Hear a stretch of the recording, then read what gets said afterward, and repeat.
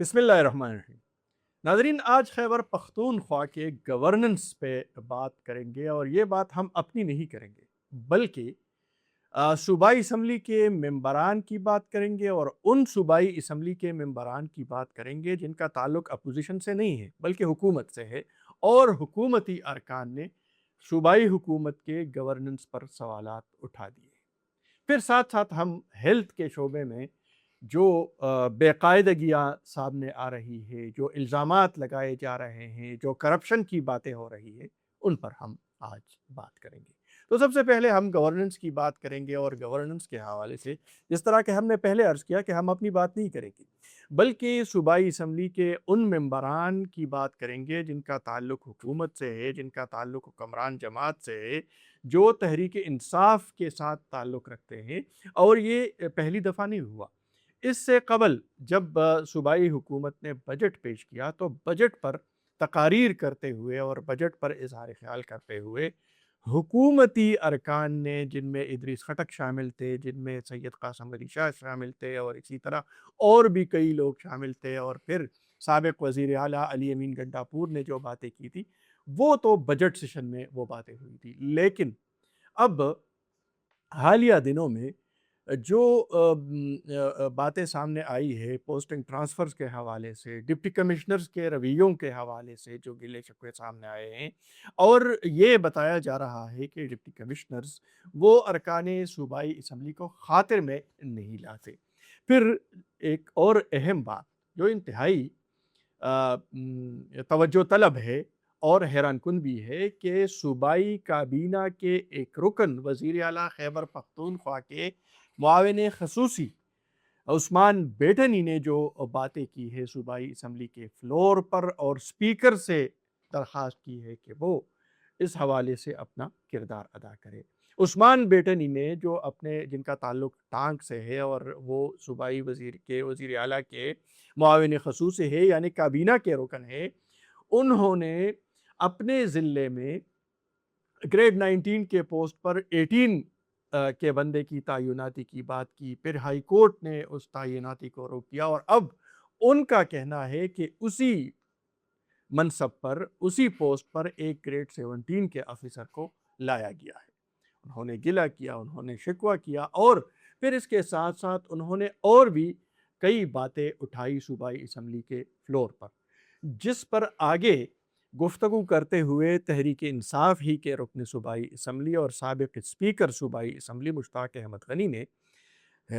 हैरत का इजहार किया और कहा कि मौसूफ सूबाई काबीना के रुकन है और वो अहम फोरम है, वो ये बातें वहाँ पर कर सकते थे, लेकिन लगता यह है कि सूबाई काबीना में उनकी सुनवाई नहीं हुई, सूबाई काबीना में उनकी बात को नहीं सुना गया और वज़ीर आला ने इस पर तवज्जो नहीं दी। यही वजह है कि उन्होंने असम्बली फ्लोर पर ये बातें उठाई हैं। फिर इसी तहरीक इंसाफ से ताल्लुक़ रखने वाले घंगू से रुकने सूबाई असम्बली शाह अबू तुराब ने जो बातें की और उन्होंने जो अपने ज़िले के हवाले से बात की, उन्होंने जो सरकारी अफसरान और आला हुकाम के रवैयों की जो बातें की है, वो यकीनन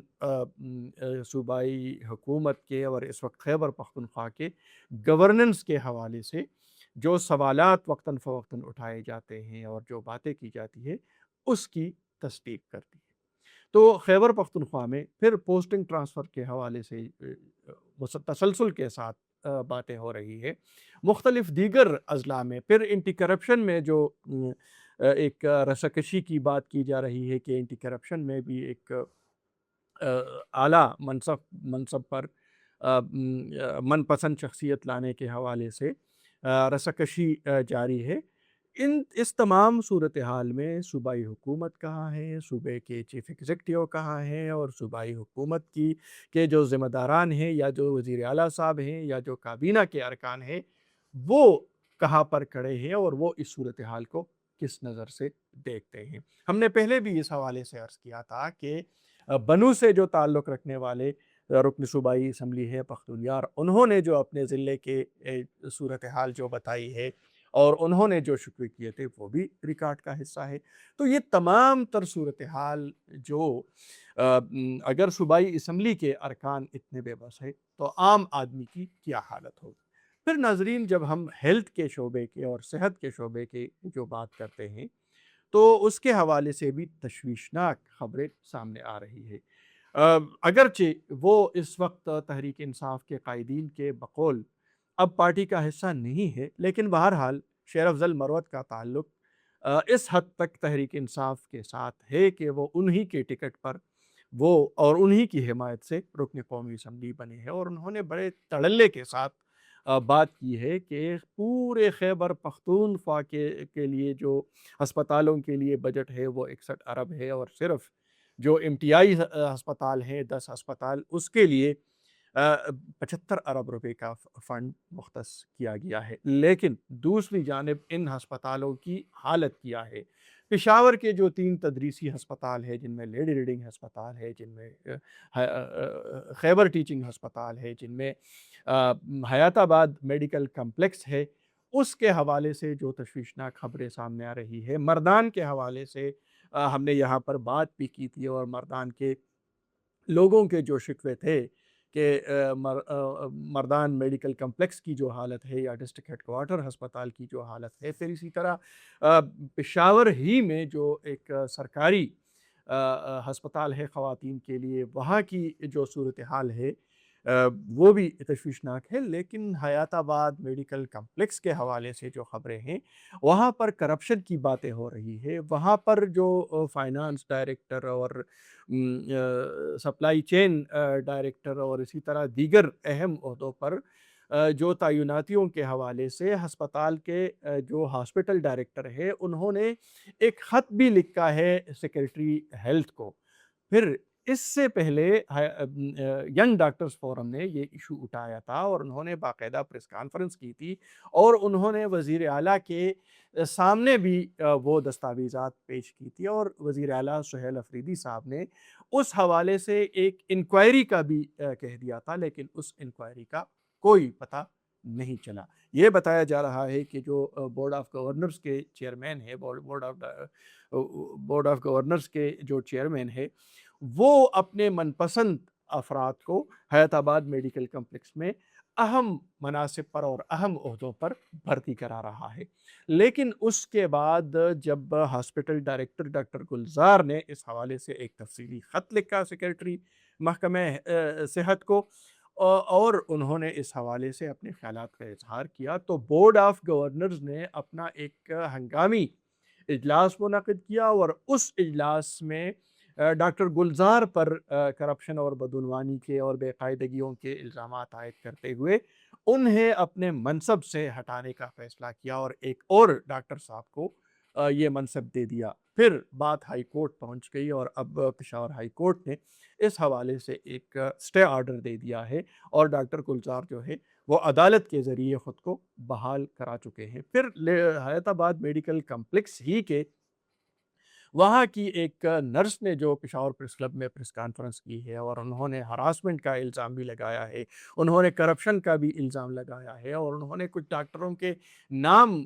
بتائے ہیں کہ یہ ڈاکٹر صاحبان جو ہے وہ ہسپتال کے اندر اور ہسپتال کے آپریشن تھیٹرز کے اندر کس قسم کے دندے میں ملوث ہیں۔ بلکہ انہوں نے جو اسلام آباد کا ایک بڑا سکینڈل سامنے آیا تھا انسانی اعضاء کے حوالے سے، تو اس میں اس کے حوالے سے بھی انہوں نے حیات آباد میڈیکل کمپلیکس کا نام لیا ہے۔ صورتحال یہ ہے، اور اس حوالے سے جب بھی بات کی جاتی ہے صوبائی حکومت سے، صوبائی حکومت کے ذمہ داران سے، تو وہ اس حوالے سے کوئی جواب نہیں دیتے۔ تو صوبائی حکومت کی ذمہ داری ہے کہ جو ہسپتالوں کے حوالے سے، بالخصوص امتیازی اور تدریسی ہسپتالوں کے حوالے سے جو خبریں سامنے آ رہی ہے، بلکہ وہ خبریں نہیں ہیں، ینگ ڈاکٹرز کی جانب سے پریس کانفرنس کی جا رہی ہے، وہ ثبوت پیش کر رہے ہیں، اور ثبوت پیش کرنے کا وہ دعویٰ کر رہے ہیں۔ اگر ہسپتال کے ہاسپٹل ڈائریکٹر وہ ایک خط لکھتے ہیں اور وہ اس کے ساتھ اپنے ثبوت اٹیچ کر رہا ہے، تو اس تمام تر صورتحال کا جائزہ لینا اور اس پر غور کرنا یہ وقت کا تقاضا ہے، اور صوبائی حکومت کی ذمہ داری ہے کہ وہ ان سرکاری اور عوامی مراکز میں ہونے والے کرپشن اور بدعنوانیوں کے الزامات کا نوٹس لیں۔